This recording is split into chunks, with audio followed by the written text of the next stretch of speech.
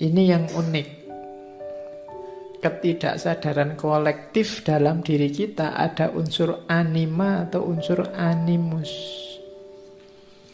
Kalau anima itu sisi feminin yang ada dalam seorang pria yang tidak disadari. Kebalikannya animus itu sisi maskulin yang tidak disadari ada pada perempuan. Jadi yang laki-laki kan kesadaranmu adalah kesadaran laki-laki itu pasti. Tapi ada ketidaksadaran kolektif yang kamu, ya, namanya ketidaksadaran, kamu tidak sadar ada sisi feminin dalam dirimu. Kebalikannya dalam diri perempuan ada sisi maskulin. Ini nanti yang jadi pemicu. Misalnya kalian punya tipe cewek ideal yang laki-laki, atau yang perempuan punya tipe cowok ideal. Itu pasti dasarnya adalah, kalau yang cewek sisi maskulin dalam dirinya, kalau yang cowok sisi feminin dalam dirinya. Ya meskipun ada unsur-unsur kimiawinya, kromosomnya, macam-macam, tapi ini pengalaman. Kan ini tadi ketidaksadaran kolektif ini kan diwariskan. Jadi ketidaksadaran kolektif yang diwariskan ini, ya sisi feminin dan maskulin tadi itu ya diwariskan juga. Makanya coba kalian perhatikan ya, tipenya orang barat kayak gimana, tipenya orang timur kayak gimana, itu diwariskan. Kadang-kadang kalian heran, bule cakep-cakep sukanya kok kayak gitu ya misalnya. Kadang-kadang kan begitu. Itu tipe yang diwariskan juga. Jadi ada sisi feminin sama sisi maskulin. Makanya orang kalau nikah itu kan nyari soulmate yang cocok, sesuai yang dia idealkan. Yang miliknya pria namanya anima. Ketidaksadarannya di perempuan namanya animus. Jadi dalam dirimu ada. Ya nanti kalau ketidaksadarannya yang laki-laki kok isinya bukan feminin tapi maskulin, itu nanti yang keluarnya agak aneh. Kebalikannya nanti kamu yang cowok nyari cowok nanti. Ya. Tipe idealmu kayak gimana? Cowok. Ya wes. Susah lagi. Ya. Jadi, dan ini sifatnya juga diwariskan. Saya pernah baca novel dari tentang kehidupan di Afrika itu. Orang-orang sana itu yang laki-laki mengidealkan perempuan yang kulitnya hitam dan mengkilat. Kemudian yang bibirnya tebal. Jadi kan yang besar itu, radial. Anti-slave. Terus rambutnya keriting-keriting kecil-kecil. Itu kan kebalikanmu. Mereka kalau lihat orang kulitnya putih misalnya, terus bibirnya merah, itu mereka tidak suka, jijik.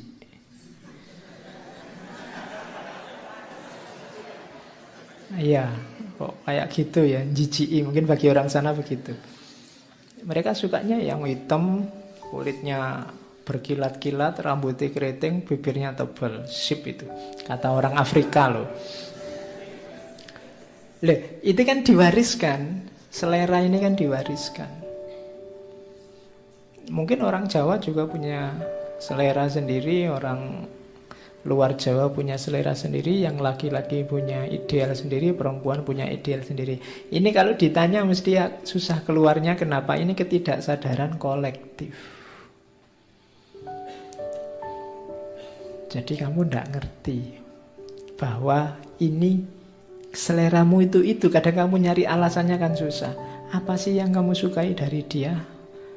Tidak tahu Pak, ya suka aja. Itu ada unsur anima dan animus tadi yang cocok.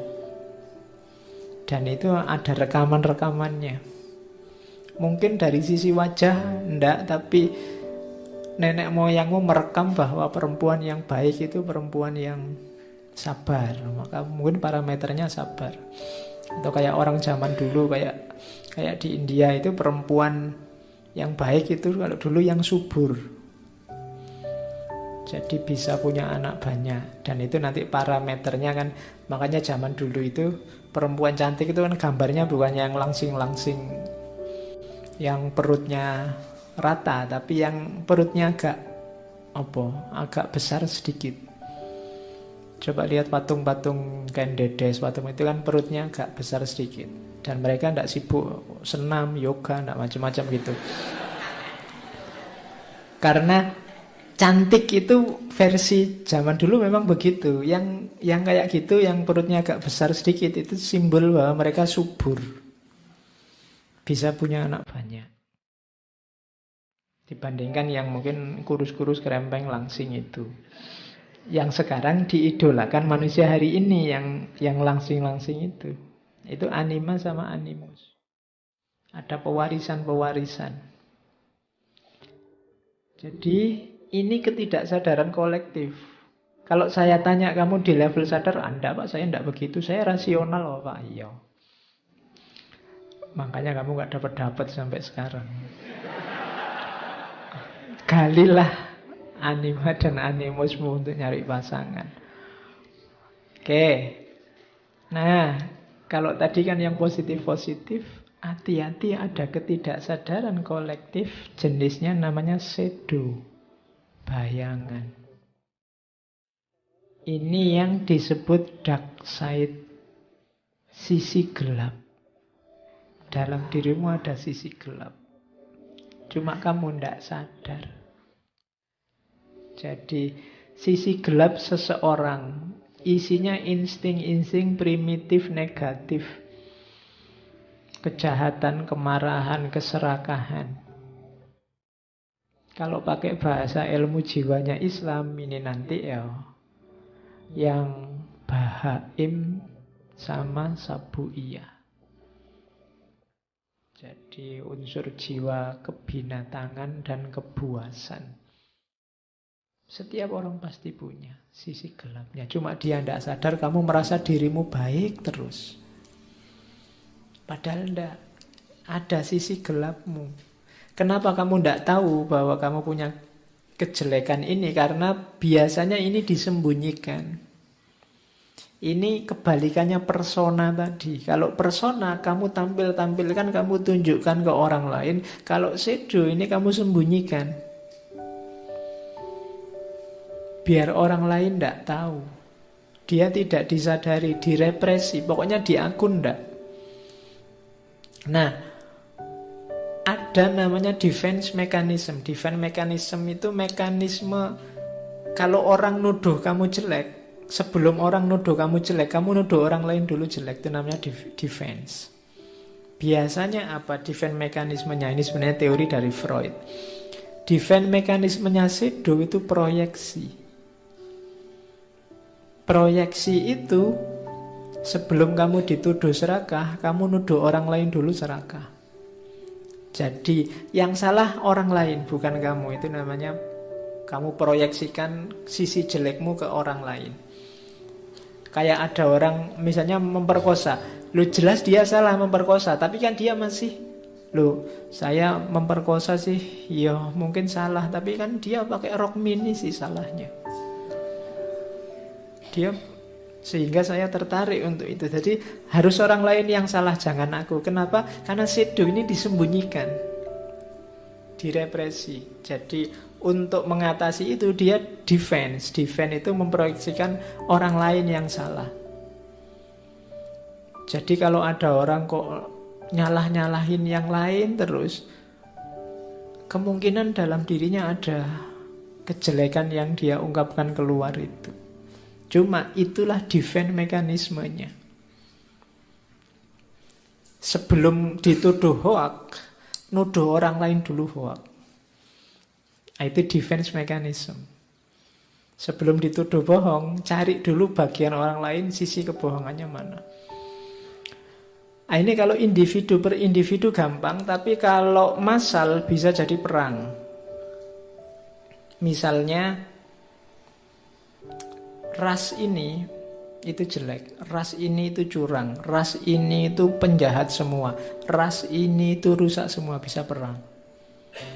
Atau agama ini, agama rusak semua, harus dimusnahkan. Aliran ini itu aliran ini semua. Itu kan awalnya defense mechanism, tapi karena sifatnya massal bisa melahirkan perang. Jadi pelajari dirimu di aspek defense mechanism ini, biar kamu sadar bahwa kamu juga punya sisi gelap. Tidak cuma orang lain yang jelek, kamu juga punya aspek-aspek kejelekan. Jadi hati-hati dengan gaya proyeksi ini. Jeleknya di kita cuma yang kita timpa kesalahan orang lain. Kenapa kamu tidak tahu bahwa kamu jelek? Karena ini levelnya memang ketidaksadaran kolektif. Jadi ada unsur shadow tadi, bayangan. Kita sembunyikan biar tidak kelihatan, kita tampilkan persona yang baik ke tengah masyarakat. Padahal di balik itu ada kejelekan-kejelekan, kejahatan-kejahatan kita.